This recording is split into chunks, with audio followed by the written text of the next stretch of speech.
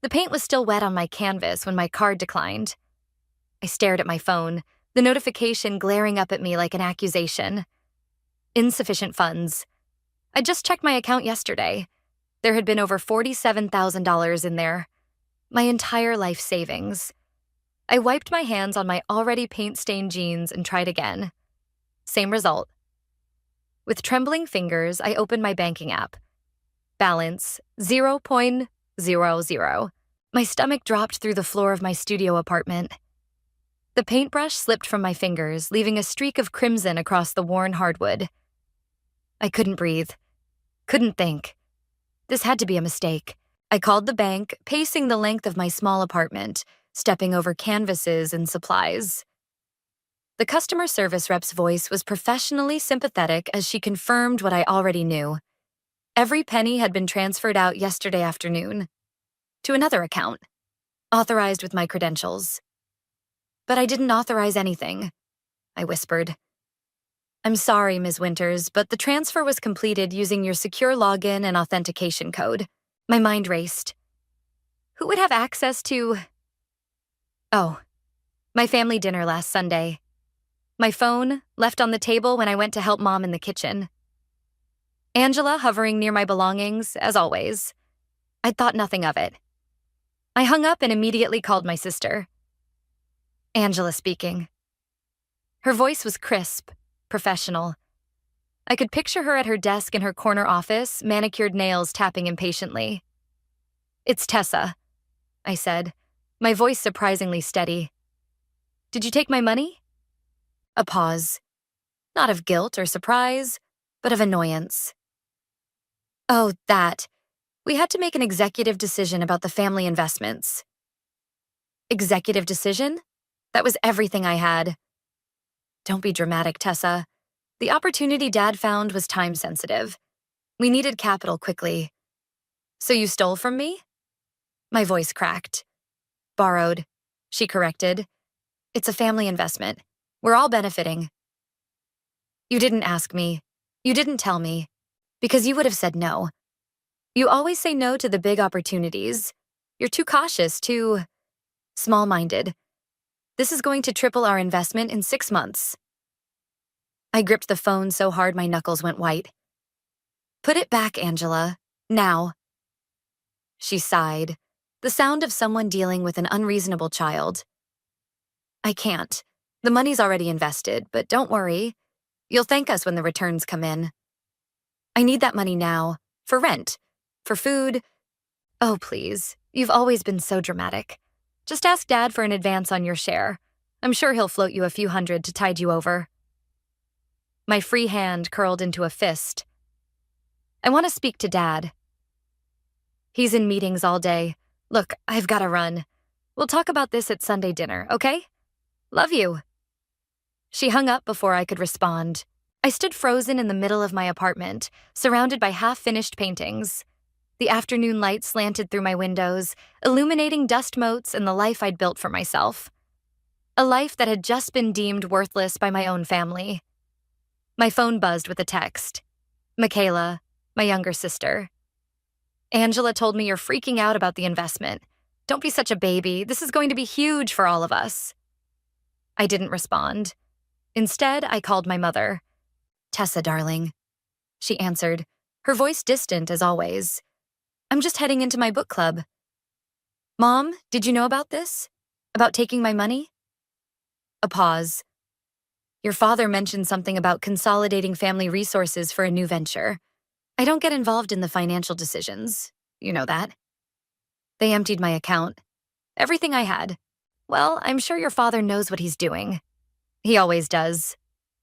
Her voice lowered to a conspiratorial whisper.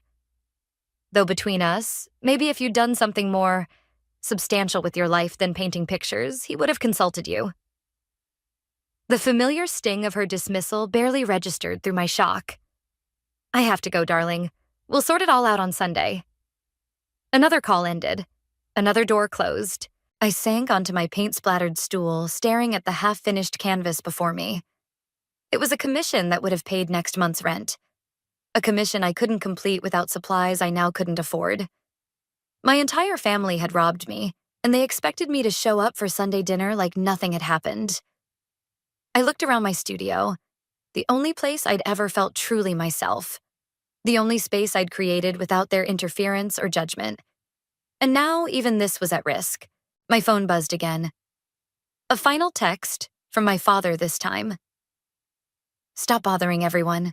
The decision's been made. This is what's best for the family." Something inside me, something that had bent and yielded for 28 years, finally snapped. I looked down at my hands, still stained with paint. Red for passion, black for void, white for beginnings. They thought they knew me. The quiet middle child, the artistic disappointment, the one who wouldn't fight back. They had no idea what I was capable of. I wiped my tears with the back of my hand, leaving a smear of color across my cheek. If my family wanted to play with fire, I would show them exactly how hot it could burn. I spent 3 days in a fog of rage and disbelief. My calls went unanswered. My texts were met with dismissive responses or complete silence. I couldn't sleep, couldn't eat, couldn't paint. On the third morning, I stood in front of my bathroom mirror, barely recognizing the hollow-eyed woman staring back at me. My rent was due in 2 weeks. I had $143 in my wallet and nothing else. They can't just take everything, I whispered to my reflection. But they had.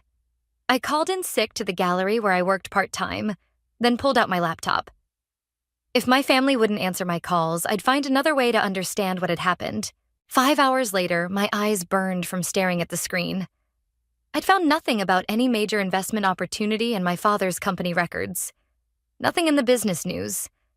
Nothing that explained why they needed nearly $50,000 so urgently that they had to steal it.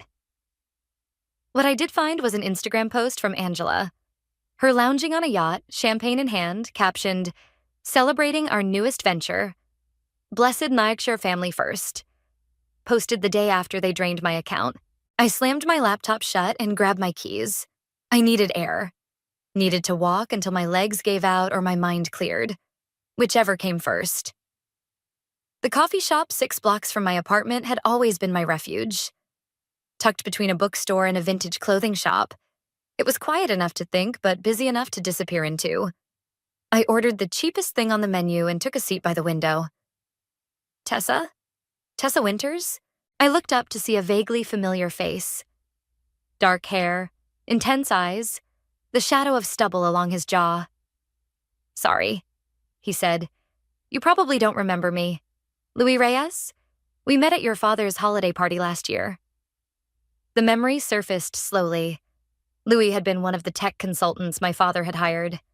We'd talked briefly about art and technology while everyone else networked around us. "I remember," I said, gesturing to the empty chair across from me. "You were the only person there who didn't ask what my real job was." He smiled, sliding into the seat. "Because art is a real job. Your work was incredible, by the way. That series with the fractured perspectives? I still think about it."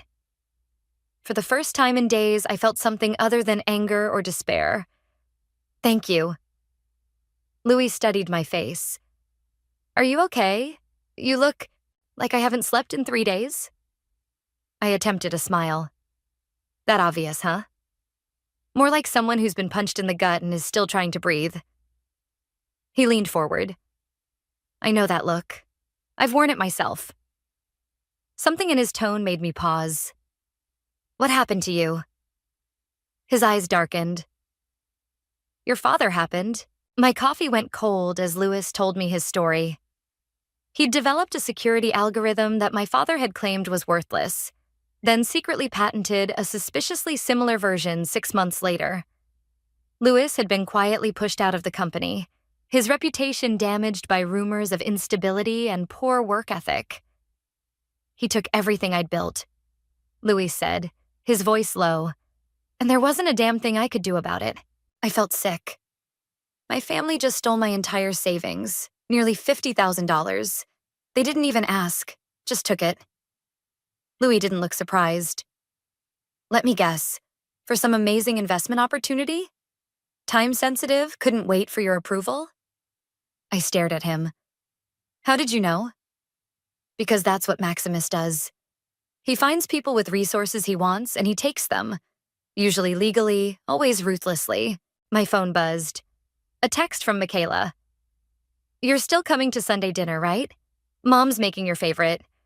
Don't be mad about the money thing. It's going to work out amazing for all of us." I showed Louis the text. He read it and shook his head. "They really expect you to just show up like nothing happened?" "They do," I said. "And until 3 days ago, I probably would have." Louis studied me for a long moment. "But not now?" "No." The word felt like freedom. "Not now." He pulled out a business card and scribbled something on the back. "I work in cybersecurity now. If you ever want to talk about options, call me. This number isn't in any system." I took the card, turning it over in my fingers. "What kind of options?" "The kind that level playing fields." His eyes met mine. "I'm not suggesting anything illegal. Just information is power, especially with people like your family." My phone buzzed again. Angela this time. "Dad says if you miss Sunday dinner, you can forget about any advance on your investment returns. Don't be stupid, Tessa." Something cold and clear crystallized inside me. I looked up at Louis. "I need to understand exactly what they did with my money," I said. "And I need to know everything about how my father operates." Louis nodded slowly. "I can help with that. But Tessa, once you start looking, you can't unsee what you find. And with families like yours, there's always more beneath the surface." "I'm counting on it," I said, slipping his card into my pocket. As we left the coffee shop, my phone lit up with a notification. An email from my father's assistant. "Mr. Winters requests your presence at tomorrow's board meeting. 10 a.m. sharp, professional attire required." I showed Louis. "That's unexpected," he said, frowning. "No," I replied, a strange calm settling over me. "That's an opportunity." I stood outside the gleaming glass headquarters of Winters Enterprises at 9:45 a.m., wearing the only business attire I owned.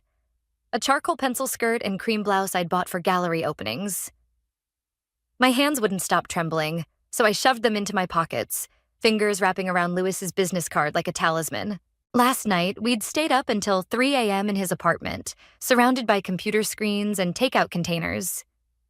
Louis had walked me through what he knew about my father's business practices, the shell companies, the strategic acquisitions of other people's work, the pattern of discrediting anyone who challenged him. "Remember?" Louis had said as I was leaving. "Don't let them see what you're really thinking. Your face gives everything away." I took a deep breath and pushed through the revolving doors. The receptionist's eyes widened slightly when I gave my name. "Ms. Winters, we weren't sure you'd come. The board is already gathering in the executive conference room." I nodded, trying to channel Angela's cool confidence. "I'll head up now." The elevator ride to the top floor gave me 20 seconds to steady my breathing. I'd never been to a board meeting before. Had never been invited. Had never wanted to be. The conference room doors were open. Inside, men and women in expensive suits mingled with coffee cups and tablets. My father stood at the head of the table, commanding attention without speaking. Angela was at his right hand, sleek and polished in a tailored navy suit. She saw me first, her perfectly shaped eyebrows rising in surprise before she composed her face into a smile. "Tessa, you made it." She air-kissed my cheek, whispering, "You could have worn something a little more executive." I ignored the jab. "Why am I here, Angela?" "Dad wants to show you what your investment is funding." She emphasized the word investment with a pointed look. "Try to look interested, will you?" My father finally noticed me. "Tessa, good. Not good to see you or good morning. Just good, like I'd performed a basic function correctly." The meeting began promptly at 10. I took a seat near the back, watching as my father presented the quarterly results with practiced authority. Nothing about any new investment opportunity. Nothing about my money. Then Angela stood, clicking to a new slide. "Now for the exciting development we've been working toward. As you know, we've been seeking to expand our creative division, and we've identified the perfect acquisition. The screen changed to show a familiar logo, Archer Studios, a boutique design firm known for their innovative approach and ethical business practices. A firm I'd dreamed of working with someday. With our recent capital infusion, Angela continued, we're positioned to make an aggressive offer that the owners won't be able to refuse. My stomach twisted. Capital infusion. My money, once acquired, my father added, will integrate their client list and top talent into our existing structure. The Archer name will be phased out within 6 months. The room buzzed with approval. All I could think about was how Archer Studios would be gutted, its creative soul stripped for parts. Questions? My father asked, his gaze sweeping the room before landing on me. Tessa, you look concerned. Every eye turned to me. I swallowed hard. Why Archer? I asked, my voice steadier than I felt.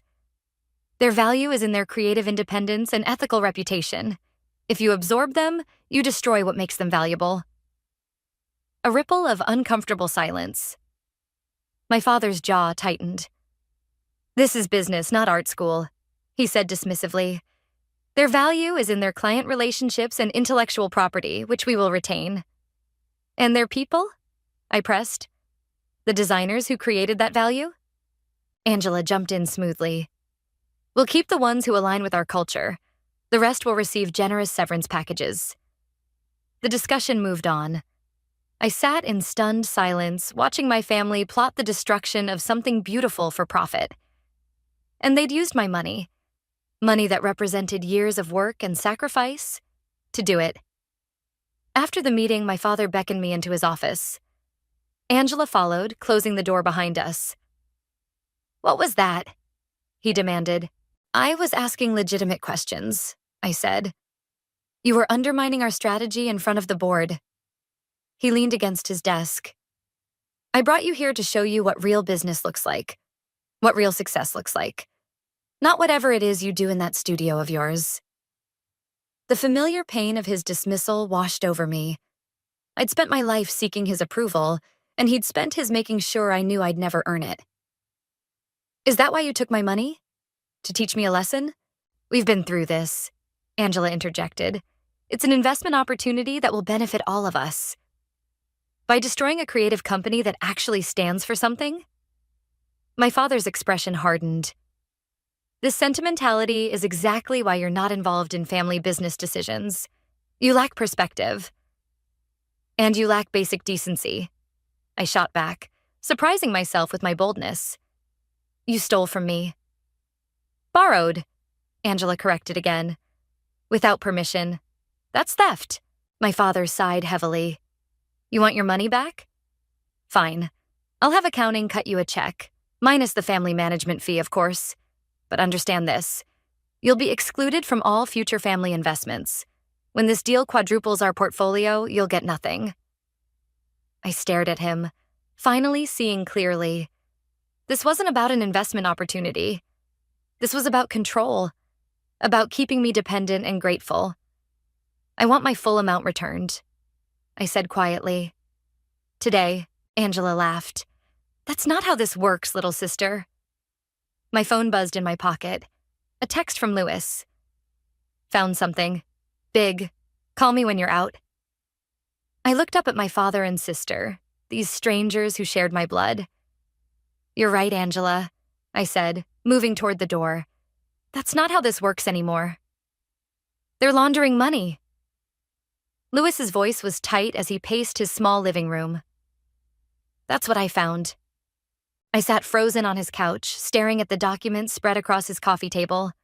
Bank statements, shell company registrations, wire transfers to accounts in countries I'd barely heard of. Are you sure? My voice sounded distant to my own ears. Louis stopped pacing and looked at me. Tessa, these patterns are textbook. Money goes in dirty, gets routed through legitimate-looking businesses, comes out clean. Your father's been doing this for years. I picked up one of the papers, a transfer authorization with my father's signature. And my money? My $47,000? It's part of a much larger transfer. Almost 2 million total. Louis sat beside me, his knee brushing mine. They bundled your money with other funds. It's already been moved offshore. The room seemed to tilt. My family wasn't just manipulative and controlling, they were criminals, and they'd made me an unwitting accomplice. I need air, I said, standing abruptly. Louis's balcony was barely big enough for 2 people, but the cool night air helped clear my head. The city lights blurred below us, millions of lives untouched by my family's corruption. What am I supposed to do with this? I asked, my hands gripping the railing. Go to the police? Turn in my own family? Louis leaned against the railing beside me. That's one option. But without more concrete evidence, it would be your word against theirs. And your father has very expensive lawyers. So I just let them get away with it? With all of it? The thought made me sick. There's another way. Louis turned to face me. We find proof, real proof, enough that they can't wriggle out of it. How? I can get into their system, but I need someone on the inside, someone with physical access to the executive floor. His eyes held mine. Someone they won't suspect. Understanding dawned.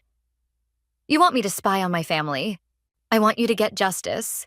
For yourself, for me, for everyone they've steamrolled. He hesitated. But Tessa, if you do this, there's no going back.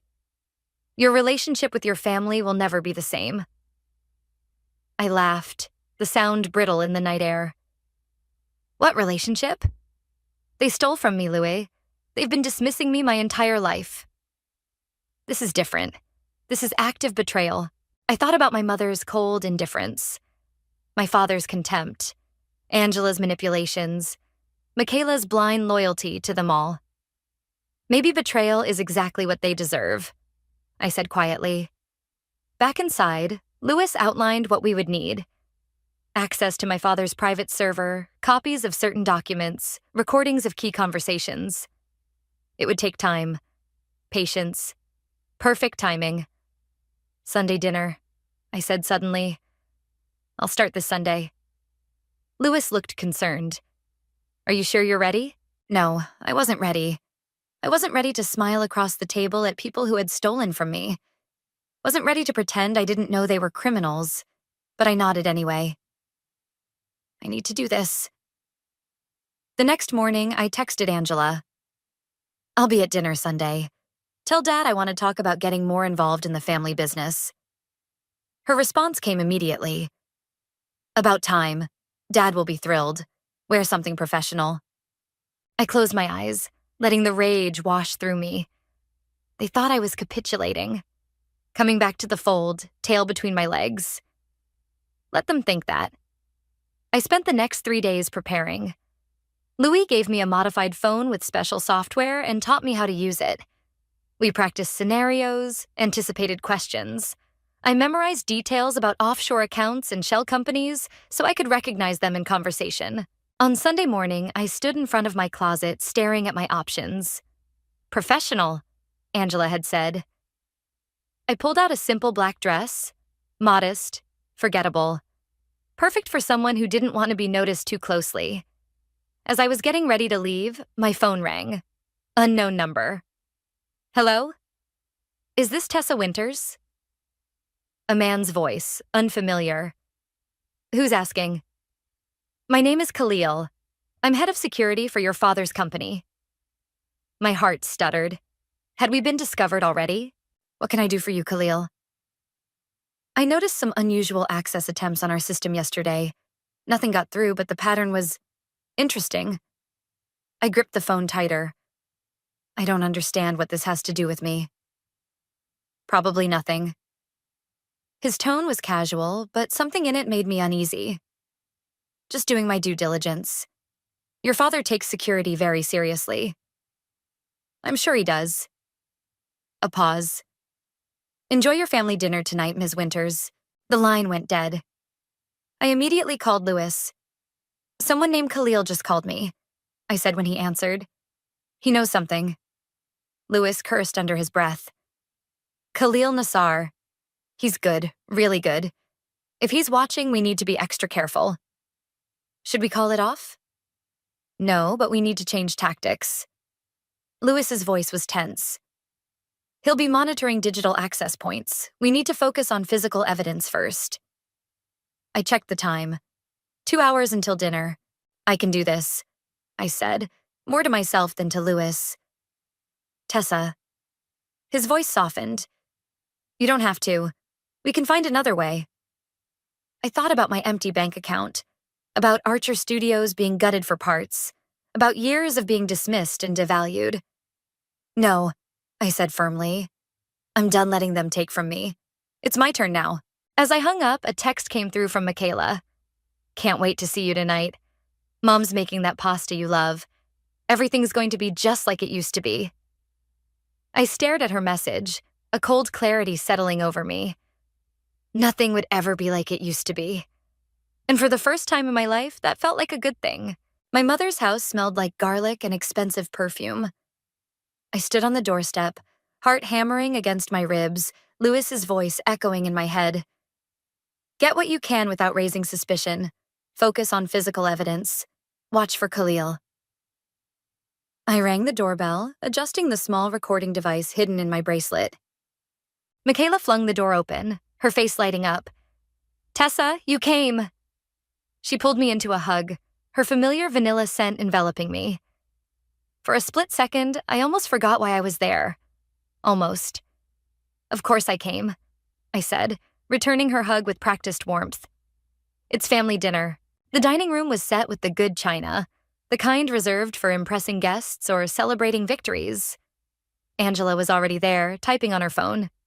She glanced up, eyes appraising my simple black dress. Well, it's not exactly executive chic, but it's better than your usual paint-splattered look, she said by way of greeting. I forced a smile. Nice to see you too. My father entered, drink in hand. Tessa, Angela mentioned you're interested in getting more involved in the business. No hello. No how are you. Straight to business. I've been thinking about my future, I said carefully. About what I really want. He nodded approvingly. Good. It's time you grew up. My mother appeared from the kitchen, elegant as always in a cashmere sweater that probably cost more than my monthly rent. Dinner's ready. Tessa, darling, help me bring out the food. In the kitchen, she handed me a bowl of pasta. I'm glad you've come to your senses about the money. Your father was quite upset by your reaction. Was he? I kept my voice neutral. Of course, family loyalty means everything to him. She stirred the sauce, not looking at me. He only wants what's best for all of us. Is that why he's laundering money through offshore accounts? The words slipped out before I could stop them. My mother's hand froze on the spoon. She turned slowly, her face a perfect mask. I don't know what you're talking about, she said, her voice suddenly brittle. And I'd suggest you don't repeat such ridiculous accusations at the table. She swept past me with the sauce, leaving me standing alone in the kitchen, pulse racing. Stupid. That was stupid. I needed to be more careful. At dinner, the conversation flowed around me. Business successes, social events, Michaela's latest shopping spree. I picked at my food, watching them all perform their roles in this family charade. So, Tessa, my father said eventually, Angela tells me you were at the board meeting. What did you think? All eyes turned to me. This was my opening. I was impressed. I lied smoothly. Especially with the Archer acquisition strategy. I've been thinking about it a lot. Angela looked surprised but pleased. Really? You seemed concerned about it at the time? I've reconsidered. Actually, I had some thoughts about how to handle the transition of their creative assets. My father raised an eyebrow. Go on. For the next 10 minutes, I outlined a strategy that sounded plausible, but would require access to financial documents and executive meetings. With each point, I watched my father's expression shift from skepticism to consideration. Not bad, he said finally. Not bad at all. I'd need to see the full acquisition plan, of course, I added, and the financing structure. He studied me for a long moment. "You've never shown this kind of interest before." I met his gaze steadily. Maybe I never had the right motivation before. A small smile played at his lips. "Come to my office tomorrow, 9 a.m. We'll see what you're really capable of." Victory surged through me. Step 1, accomplished. After dinner, I excused myself to use the bathroom upstairs, the one near my father's home office. The door was locked, as expected, but I needed to at least check for security cameras. As I was examining the hallway, a voice behind me made me jump. "Looking for something?" I spun around. Khalil stood at the end of the hall, arms crossed. In person, he was taller than I'd imagined, with sharp eyes that seemed to see right through me. "Just the bathroom," I said, gesturing to the door across from the office. "It's that one." He pointed to a door further down the hall. "Right. Thanks." I moved past him, feeling his eyes on my back. Inside the bathroom, I texted Louis. "Security guy is here, watching me." His response came quickly. "Get out as soon as you can. Don't push it today." When I emerged, Khalil was gone, but the damage was done. He was suspicious. Downstairs, I found Angela alone in the living room, nursing a glass of wine. "That was quite a performance at dinner," she said. "What are you really up to, Tessa?" I sat across from her. "What makes you think I'm up to something?" "Because I know you. And you don't suddenly develop business acumen overnight." "Maybe you don't know me as well as you think."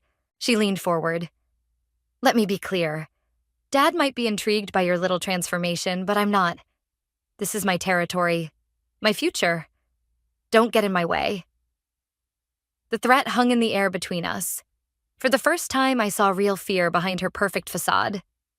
Angela wasn't just protecting the family business. She was protecting herself. "What are you afraid of, Angela?" I asked quietly. "What happens if someone looks too closely at how this family operates?" Her face paled slightly. "You have no idea what you're talking about." "Don't I?" We stared at each other, the pretense of sisterly affection completely gone. The front door opened, and my father's voice carried down the hall. "Khalil, what did you find?"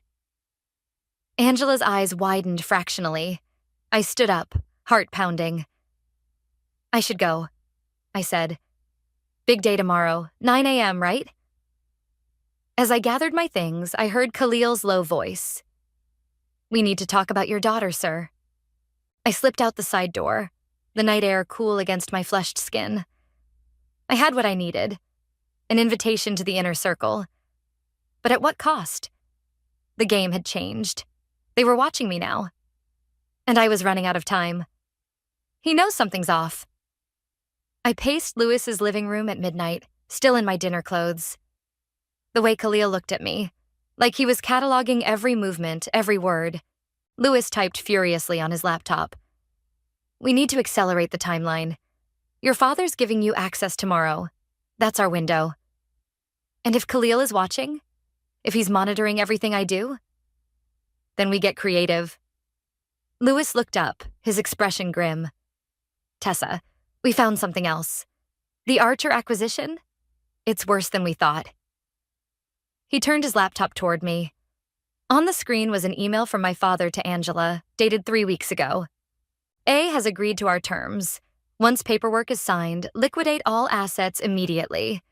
M will handle the offshore transfers. Use T's account as buffer. Clean origin, no questions. Complete by month end." My stomach dropped. T's account, that's me. They were using me as a washing machine for dirty money. They needed a clean account with no connection to their usual channels. Louis confirmed. "Your money was never meant to be invested. It was meant to disappear." I sank onto the couch, a cold clarity settling over me. They made me complicit. If anyone investigates, my name is on those transfers. Which is why we need to move fast. Louis closed his laptop. "Tomorrow, when you're in your father's office, I need you to plug this into any computer on the executive network." He handed me what looked like a normal USB drive. "It'll create a backdoor for me to access their secure servers." I turned the small device over in my hands.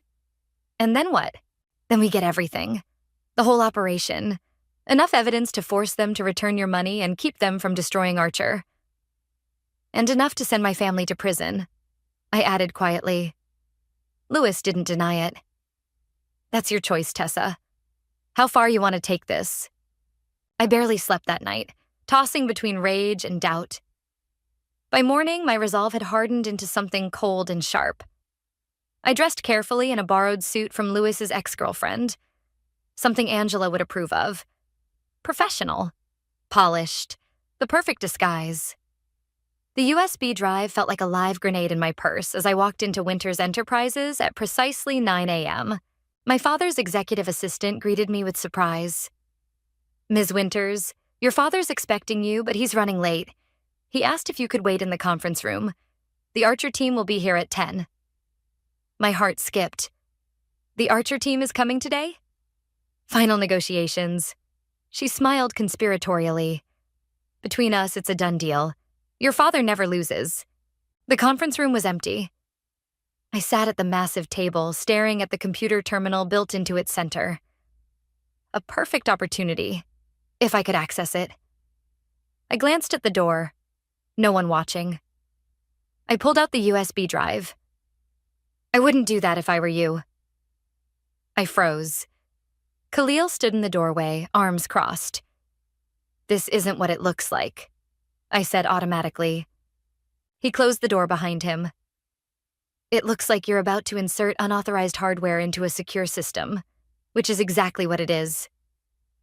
I dropped the drive back into my purse, mind racing for an excuse. Khalil sat across from me. I've been watching you, Tessa. And your friend Lewis. My blood went cold. I don't know what you're talking about. Louis Reyes, former employee, terminated under questionable circumstances, currently working as a cybersecurity consultant while apparently plotting corporate espionage against your father. His voice remained calm, almost conversational. And you're helping him. There was no point denying it. Are you going to tell my father?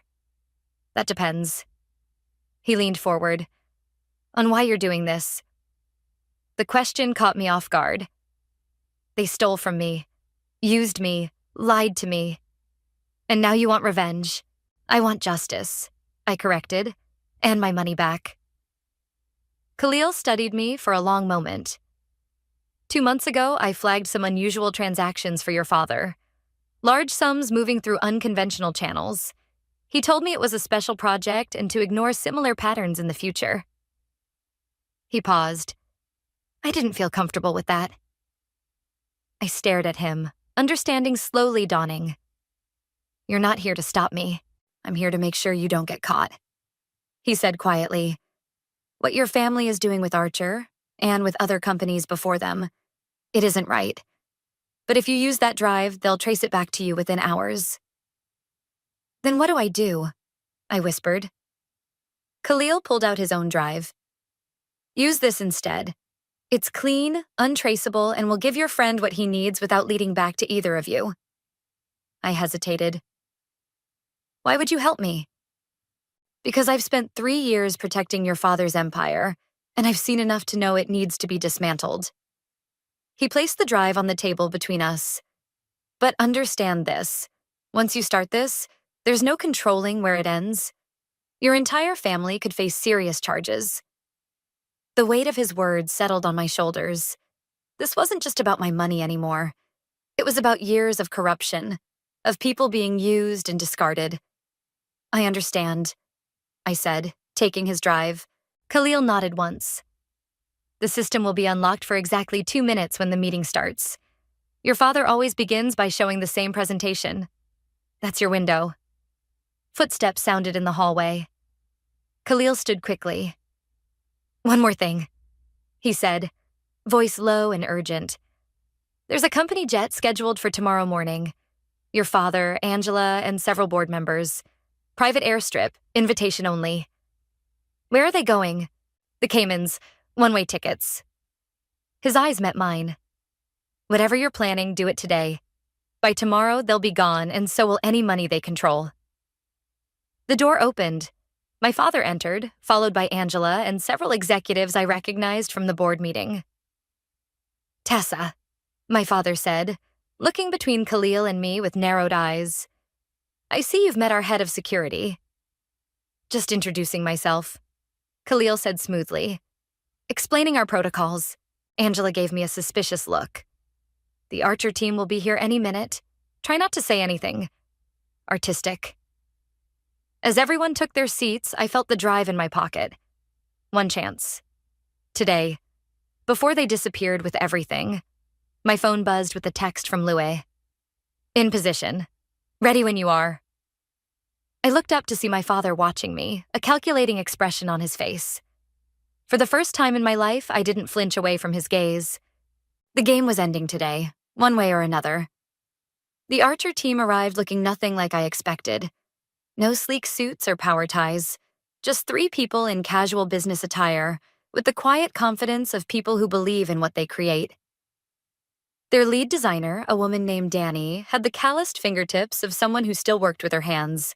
My father began his presentation, all charm and practiced authority. I watched the Archer team's faces as he outlined his vision for their company's future. Their expressions shifted from polite interest to barely concealed concern. "And of course," my father concluded, "we'll ensure a smooth transition for your key personnel." "You mean the ones you decide to keep?" Danny said quietly. My father's smile didn't waver. "We'll make those determinations based on alignment with our corporate culture." As promised, he pulled up his standard acquisition presentation. The computer terminal in front of me blinked, indicating it was active. Khalil caught my eye from across the room and gave an almost imperceptible nod. My 2-minute window had begun.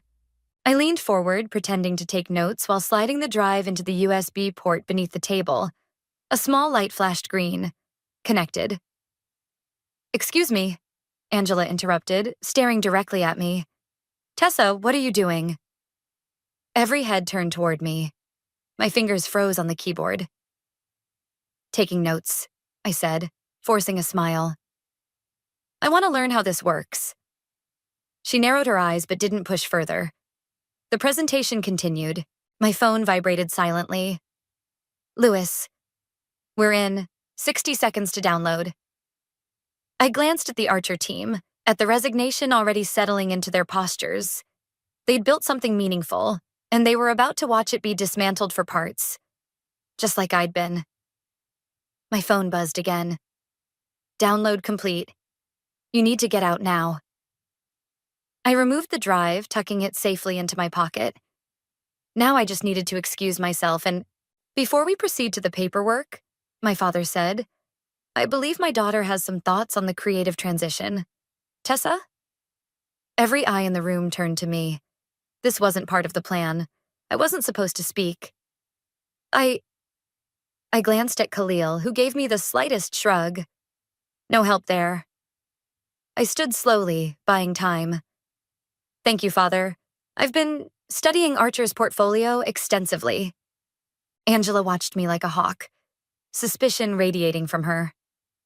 My father waited expectantly, a trap I couldn't see yet coiled beneath his polite attention. And then I saw it. The Archer team's faces, the quiet desperation. The same expression I'd worn when I discovered my account had been emptied. Something shifted inside me. This wasn't just about getting my money back anymore. Archer Studios has built something remarkable, I began, my voice stronger than I expected. Their design philosophy, their ethical approach to client relationships, these aren't assets you can simply absorb. They're the soul of the company. My father's expression hardened. "Tessa, let me finish." The authority in my voice surprised even me. "I've reviewed the acquisition plan in detail, and it's not an investment. It's a dismantling. You're not planning to grow Archer. You're planning to strip it for parts and discard the rest." The room went deadly silent. The Archer team exchanged glances.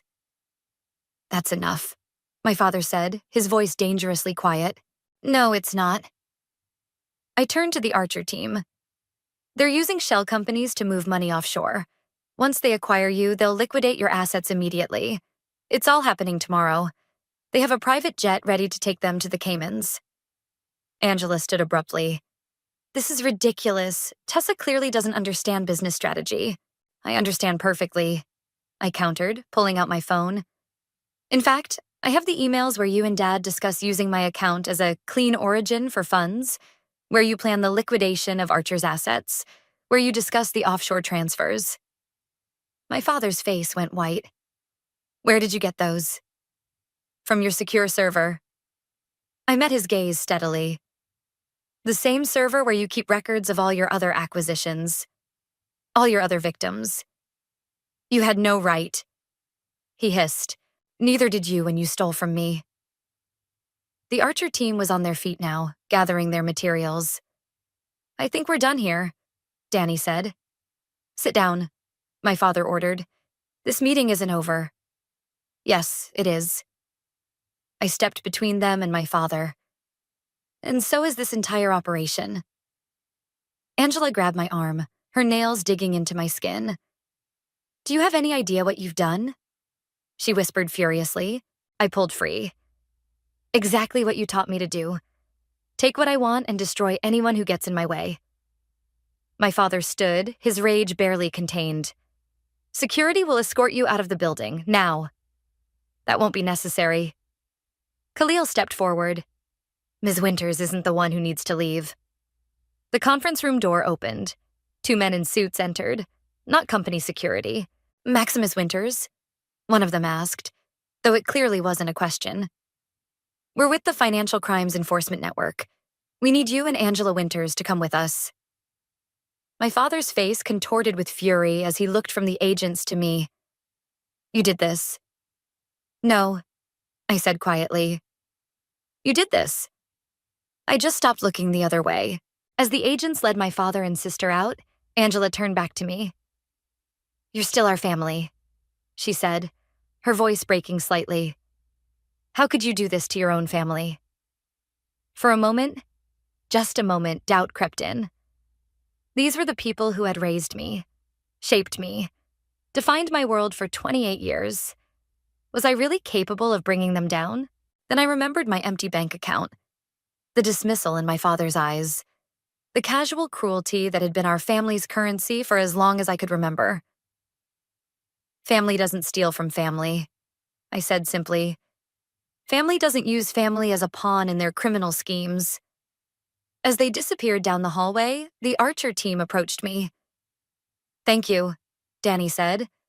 But why? Why risk everything to warn us? I thought about all the reasons: justice, revenge, self-preservation. But in that moment, only one answer felt true. Because someone should. My phone buzzed with a message from Louis. It's done. All evidence sent to authorities. Get out now. I looked around the conference room one last time, at the empire my father had built through manipulation and deceit, at the life I'd been trying to earn a place in for as long as I could remember. And I walked away. The lobby of Winters Enterprises buzzed with confusion. Employees whispered in clusters as federal agents moved through the building. I kept my head down, aiming for the exit before anyone connected me to the chaos. Tessa, wait. I turned to see Michaela rushing toward me, her face flushed with panic. What's happening? They're saying Dad and Angela were just arrested. Her eyes searched mine, desperate for reassurance. Tell me this is a mistake. The sister who had always followed Angela's lead, who had texted me about my investment with such casual cruelty, now looked like a lost child. For a moment, I almost softened. It's not a mistake, Michaela. They've been laundering money, using shell companies, using me. Her face crumpled. But they wouldn't do that. They did, and they used my account to do it. Understanding dawned in her eyes, followed quickly by anger. So this is revenge? You're destroying our family because they borrowed money from you? They stole from me, I corrected. And no, this isn't about revenge. It's about stopping them before they hurt more people. She shook her head, tears streaming down her face. You don't understand. Dad was just trying to secure our future. Angela told me everything. The business was in trouble. They needed cash flow. The business was fine, I interrupted. They were hiding money offshore, stealing from people like me, like the Archer team upstairs. I don't believe you. I pulled out my phone and showed her one of the emails Lewis had recovered. Her face paled as she read it. There are hundreds more like this, I said quietly. They've been doing it for years. Michaela looked up, her expression shifting from denial to a dawning horror. Did Mom know? The question hit me like a physical blow. In all our investigating, we'd found no evidence linking our mother to the financial crimes. But she'd been married to my father for 30 years. How could she not know? I don't know, I admitted. Michaela's phone rang, our mother's ringtone. She stared at it, then at me, suddenly uncertain. Answer it, I said. She put the phone on speaker. Mom? Michaela, thank God. Where are you? Our mother's voice was tight with tension. At Dad's office, with Tessa. A sharp intake of breath. Put your sister on. I took the phone. Hello, Mother. What have you done? The coldness in her voice was familiar, but the fear beneath it was new. What no one else would, I replied. Stop them. You've destroyed this family. They destroyed it when they decided to steal from me, when they decided breaking the law was acceptable. They were protecting us, she hissed. All of us.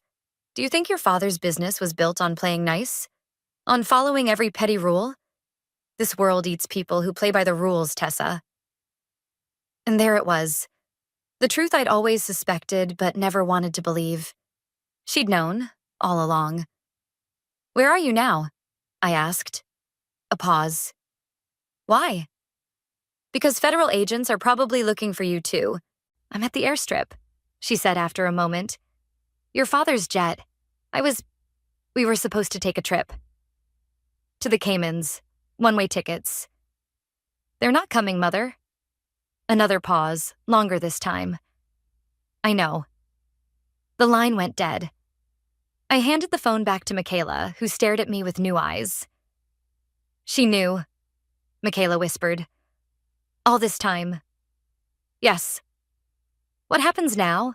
I looked around the lobby at the company my father had built through deception and intimidation. Now we tell the truth. All of it. We spent the next hours with federal agents, Michaela and I, sitting side by side, unraveling the web our family had woven. With each revelation, I watched my sister's world collapse and rebuild itself, just as mine had days earlier. When we finally emerged from the building, the sun was setting, painting the glass towers in gold and shadow. Louis waited by his car, relief washing over his face when he saw me. You okay? He asked. Getting there, I said. My phone buzzed with a text from Khalil. Your mother's gone. Private charter. Left before agents arrived. I showed Michaela the message. She nodded slowly, unsurprised. She always had her own escape plan. What will you do now? I asked her. She looked at me. Really looked at me. Perhaps for the first time. I don't know. Everything I thought I knew about our family was a lie. Not everything, I said, taking her hand. Just the parts they wanted us to see. As we drove away from Winters Enterprises, Louis updated us on what he'd learned. The authorities had frozen all company assets. My father and Angela would face multiple federal charges. The evidence was overwhelming. What about my money? I asked. Most of it's gone, Louis admitted. Moved through too many channels to recover easily. But they found about $12,000 in one of the holding accounts. It's being released back to you. A quarter of what I'd lost. Not enough to rebuild my life as it was, but enough to start something new. The Archer team wants to meet with you, Louis added. Danny called while you were inside. Said they have a proposition. I thought about Danny's calloused fingertips. About people who built things with their hands and hearts, not just spreadsheets and schemes. We dropped Michaela at her apartment. Before she got out, she turned to me. I'm sorry, Tessa, for not seeing it, for not believing you. We see what we want to see, I said, especially with family. Are we still that? Family. I thought about all we'd lost, all that had been revealed. We're something new now. Something true. She nodded, understanding. I'll call you tomorrow. As we pulled away, Louis glanced at me. Where to now? I looked out at the city, at all its possibilities. For the first time in my life, there was no path laid out for me. No expectations to fulfill or disappoint. Just open space and my own choices. My studio, I decided. I have a painting to finish. He smiled. The commission? No. I thought about the canvas I'd been working on when my world collapsed. Crimson for passion, black for void, white for beginnings. Something new, something honest. As we drove through the darkening city, I felt the weight of my family's legacy lifting. They had taught me that power came from controlling others, from taking what you wanted regardless of cost. They were wrong. Real power, I realized, wasn't in what you could take from others. It was in what you chose to create for yourself.